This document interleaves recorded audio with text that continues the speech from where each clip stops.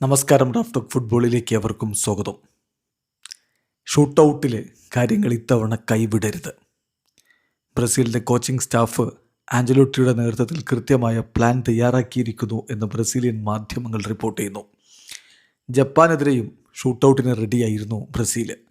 അത് കോച്ച് തന്നെ പലവട്ടം പറഞ്ഞതാണ്, കളിയിലെ ഏത് സന്ദർഭത്തിലും എൻ്റെ ടീം പ്രിപ്പയർഡാണ് എന്ന്. അത് മറ്റൊന്നുമല്ല, ഷൂട്ടൗട്ടിലേക്ക് പോയാലും അത് നേരിടാൻ ടീം പ്രിപ്പയർഡാണ്. ഇനിയിപ്പോൾ നോർവേക്കെതിരെയാണെങ്കിലും ഏത് ടീമിനെതിരെയാണെങ്കിലും ഈ നോക്കൗട്ട് സ്റ്റേജിൽ ഷൂട്ടൗട്ടുകൾക്ക് ബ്രസീൽ ടീം വെൽ പ്രിപ്പയർഡാണ്. കഴിഞ്ഞ വേൾഡ് കപ്പിൽ ബ്രസീൽ ക്രൊയേഷ്യയുടെ ഷൂട്ടൗട്ടിലാണ് പുറത്താകുന്നത്. അന്ന് അഞ്ചാമത്തെ കിക്ക് എടുക്കാൻ വേണ്ടി കാത്തു നിന്ന സൂപ്പർ താരം നെയ്മർ ജൂനിയർക്ക് കിക്ക് എടുക്കാൻ പോലും കഴിഞ്ഞില്ല. അതിനു മുമ്പ് കളി തീർന്നു. ഇത്തവണ അങ്ങനെയല്ല, ആദ്യ കിക്ക് നെയ്മർ എടുക്കും. അങ്ങനെയാണ് ആഞ്ചലോട്ടി പ്ലാൻ ഉണ്ടാക്കിയിരിക്കുന്നത്. ബ്രസീലിയൻ മാധ്യമം നൽകുന്ന വിവരം നമ്മൾ നോക്കിയാണ്. അതെങ്ങനെയാണ്? ജപ്പാനെതിരെയുള്ള മത്സരത്തിനായി കോച്ചിങ് സ്റ്റാഫിന് കൃത്യമായൊരു പ്ലാൻ ഉണ്ടായിരുന്നു. ഷൂട്ടൗട്ടിനായിട്ടുള്ള ബ്രസീലിൻ്റെ പദ്ധതികൾ ഇങ്ങനെയാണ്.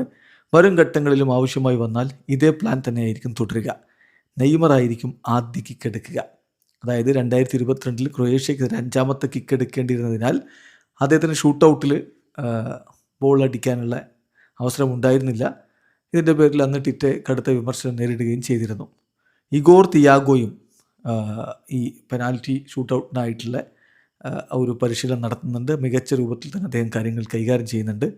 അതുകൊണ്ട് പെനാൽറ്റി കിക്ക് എടുക്കാനുള്ള ആദ്യ 5 പേരുടെ പട്ടികയിൽ ഇഗോർ തിയാഗോയുമുണ്ട്.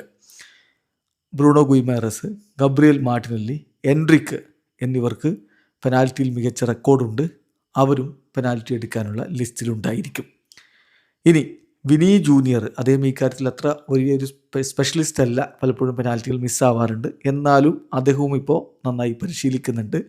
കൂടാതെ 2022 പെനാൽറ്റിയിൽ പിഴച്ച മാർക്കിഞ്ഞോസ് വേണ്ടി വന്നാൽ പെനാൽറ്റി എടുക്കാൻ അദ്ദേഹവും നല്ല രൂപത്തിൽ പെനാൽറ്റി പരിശീലിക്കുന്നുണ്ട്. പരിക്കേറ്റ റാഫീഞ്ഞ ഇതിനോടകം തന്നെ പെനാൽറ്റിക്ക് വേണ്ടി നല്ല രൂപത്തിൽ റെക്കോർഡുകളുള്ളയാളാണ്. അദ്ദേഹത്തെയും ഉപയോഗപ്പെടുത്താനാണ് പ്ലാന്. കാസമിറോയും ഇപ്പോൾ കളിക്കളത്തിലുണ്ടെങ്കിൽ അദ്ദേഹവും പെനാൽറ്റി എടുക്കുക. ഇതാണ് ഒരു പ്ലാനുള്ളത്.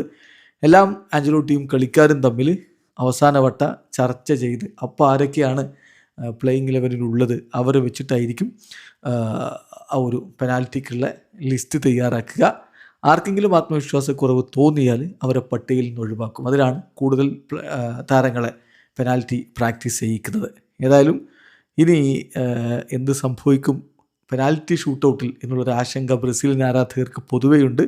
സമീപകാലത്ത് അത് അത്തരത്തിൽ ഒരു പോസിറ്റീവ് റിസൾട്ട് അല്ലല്ലോ ഷൂട്ടൗട്ട് നൽകിയിട്ടുള്ളത്. അപ്പോൾ ഇത്തവണ അത് പരിഹരിക്കാൻ കൃത്യമായ പ്ലാൻ ആഞ്ചലോട്ടി ഉണ്ടാക്കിയിട്ടുണ്ട്. ആദ്യ കിക്ക് നെയ്മർ എടുക്കും. വീഡിയോ അവസാനിക്കുന്നു. ഫുട്ബോൾ ലോകത്തെ കൂടുതൽ വിശേഷങ്ങളുമായി റാഫ്റ്റോക്സ് എത്താം.